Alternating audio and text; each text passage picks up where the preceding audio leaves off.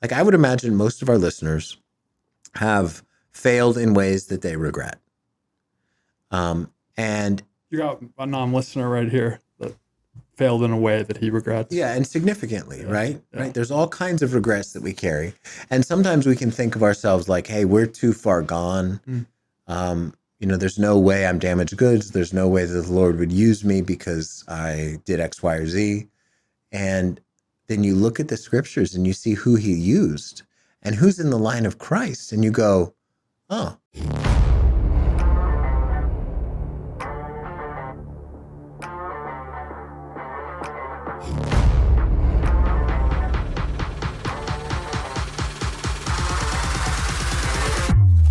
This is Fixed on Jesus.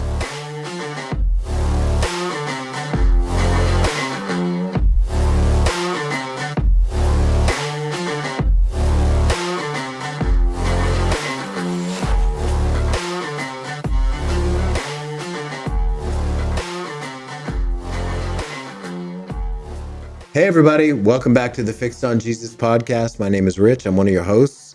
I'm joined by Mark Johnson Jr. Hello, Rich. And good to join you. Glad to be joined with you and Heather Corbett. That's weird over there. Happy to be joined. Happy to be joined. That's passive and a poor sentence. So anyway, but here we are. You don't want to even start that one over. I love that. That's why? amazing. I mean, why do we want to start that out? I mean, we don't do that. How many times have I said, oh, let's start that over? I don't like that introduction. Actually, I don't think ever. I've never done that, and I don't think we'll ever do that. We're real. We're authentic. We're not here to try to put on a show, or we're not performers. We're just here to talk about We Jesus do not get paid enough to be performers. I just want to state that right now. You're getting paid for this? You're getting paid? Yeah. So we're not in it for the glitz and the glamour or the pay. It's we're not about the sizzle. We're about the steak, right? Yeah, that's right. Oh, I like that. It's also close to dinner time, and I'm hungry. Yeah, me too. Now the table's set, so we'll get into it. All right, what are we talking about? We're talking about genealogies. Boom. When I'm just reading the Bible, especially earlier on, I was fascinated, but also intrigued and confused by just the repetitive nature of listing whose father someone is and whose son someone is. And, yeah, right. And both in the Old Testament and the New. I mean, it was really cool to see in the New Testament how Adam connected to Jesus. Yeah, right. Or even anything in between. But also the Old Testament people would address someone as son of so-and-so, son of Jesse, David, son of Jesse. Son of Jesse, right, yeah. Like, well, I'm a junior. You're a Coleman. We have some names given to us from our parents, but it's not as prevalent in today's society. Not at all, so when you first look at the Bible for the first time, you're like, I don't care who's all related. Yeah.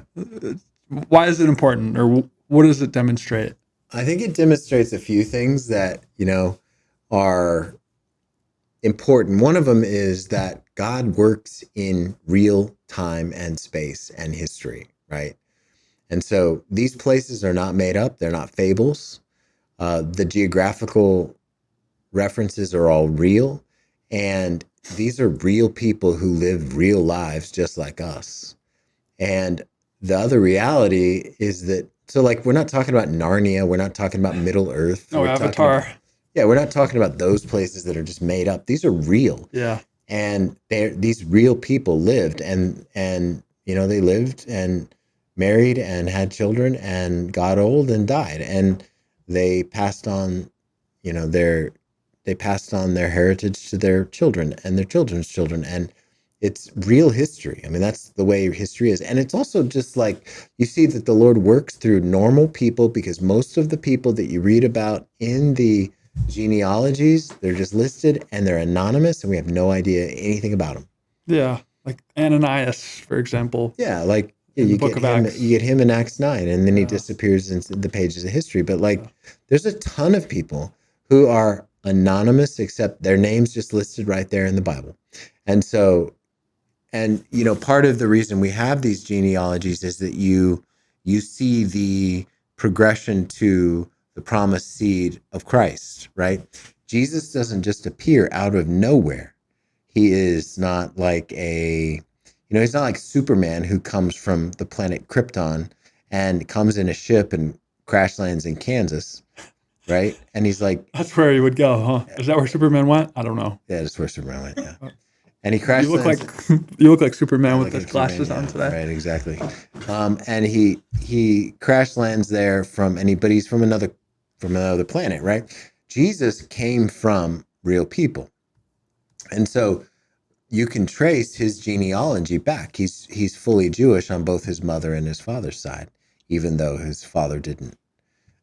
It was the Holy Spirit that worked to conceive in Mary, but at the same time, you've got that. And so like you have a record generation after generation after generation after generation where real people are living and dying and going about their lives.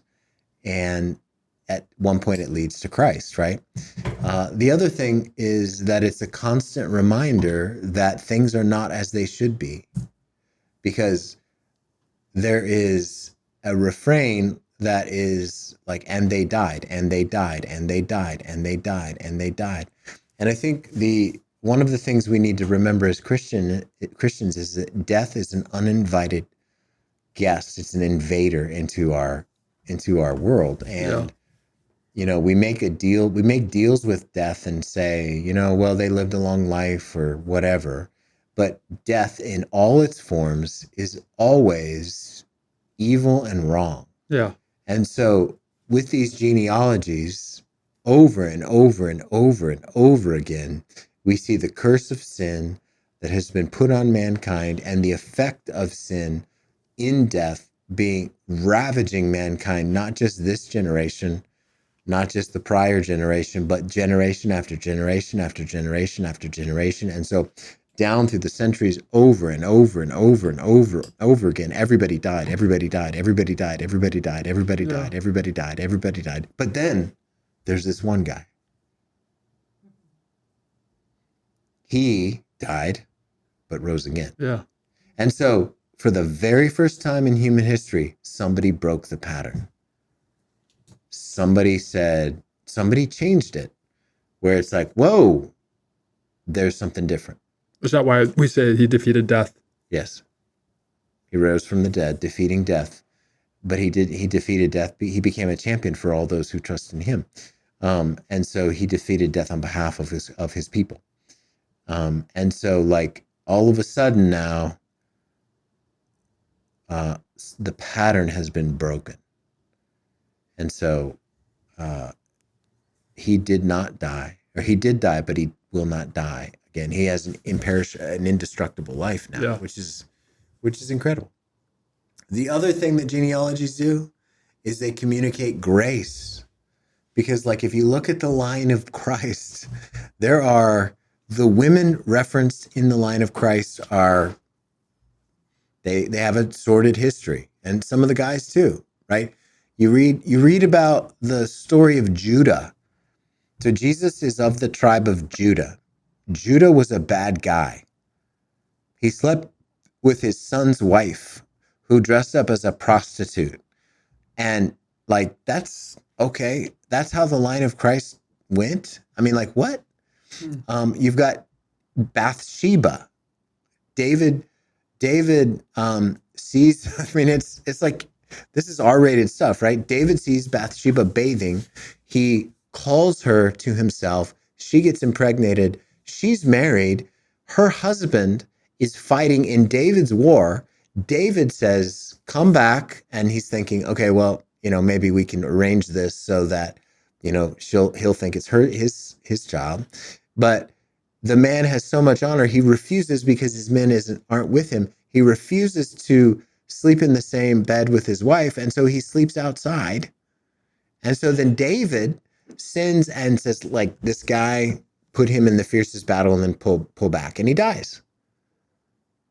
It's Bathsheba's line that Jesus comes from. And you see this, you see Rahab. Rahab is a prostitute in the city of Jericho, and yet Rahab is in the line of Christ. And so like, it brings hope, because like, I mean, how many of us haven't, like, I would imagine most of our listeners have failed in ways that they regret.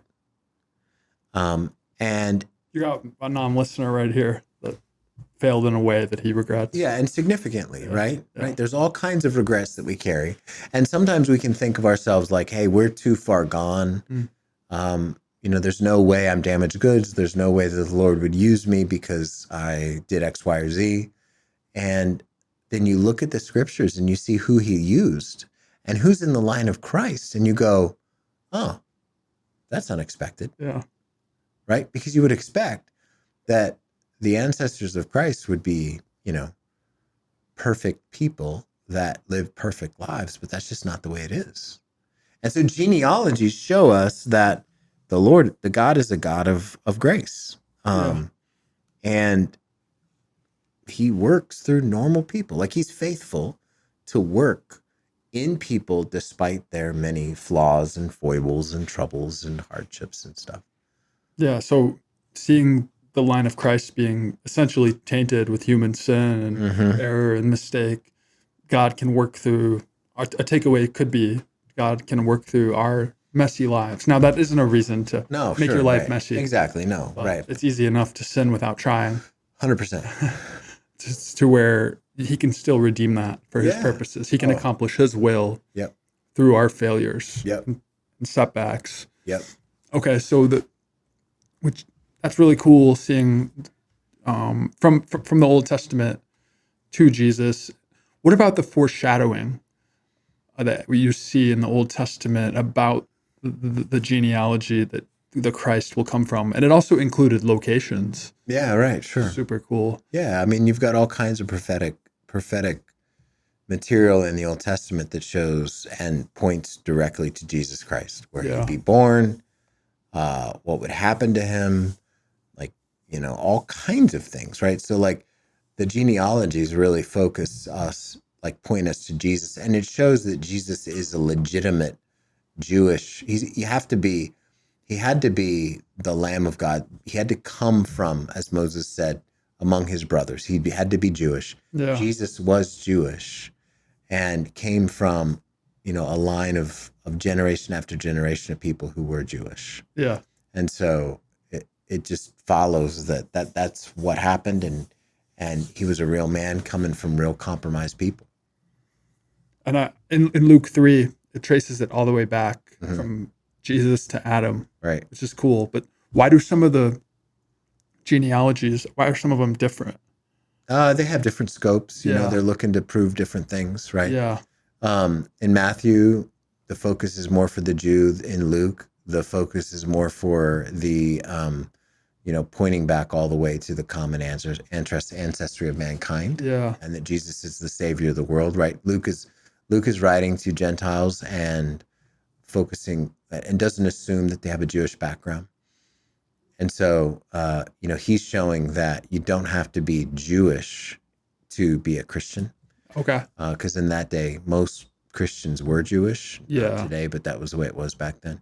And so he roots Jesus's identity even all the way back into our common ancestor, Adam. Oh, that's really cool. Yeah. It's hard to, if you want to maybe think about how to walk through a genealogy, maybe think about picking the one in Matthew or the one in Luke that looks at Jesus, and where you can just look at each name and maybe check a cross reference or punch it into the internet and just see what biographical information you can get about those people and what's written in the Bible. Right? Yeah. It's kind of a cool exercise. Yeah. And that way you can see, oh, okay, well, this person did this and this, and they're in the line of Christ. And oftentimes there's a lot of things that they did wrong, but yet they're still in the line of Christ. Yeah. That's super cool. Yeah. Even just, I also like the one from Genesis 5, just Adam to Noah. The first person to the flood. And God's different covenants with different. Yeah, right. It shows, that's the other thing. You ask, who are the people of God? And God's promises continue through his people throughout the whole time. Right. Super cool. Yeah, exactly. So is there a reason, is it cultural that we don't really focus on that as much today? Or is it It's hard. I mean, You I'm mean sure like we're entering- personally? Yeah, like we know, like I'll give you an example. I know like my grandfather, obviously I know my dad, my grandfather, and like my great grandfather, but I don't know much about anybody else before that. Yeah, Same with my mom's side. I don't think we're as wrapped up Grandmothers. in heritage and things like that Yeah. the way they were back then. I mean, Is there that were because we're American? well, there were 12 tribes, Yeah. 12 Jewish tribes, and they were proud of their Jewish heritage, and they traced it back.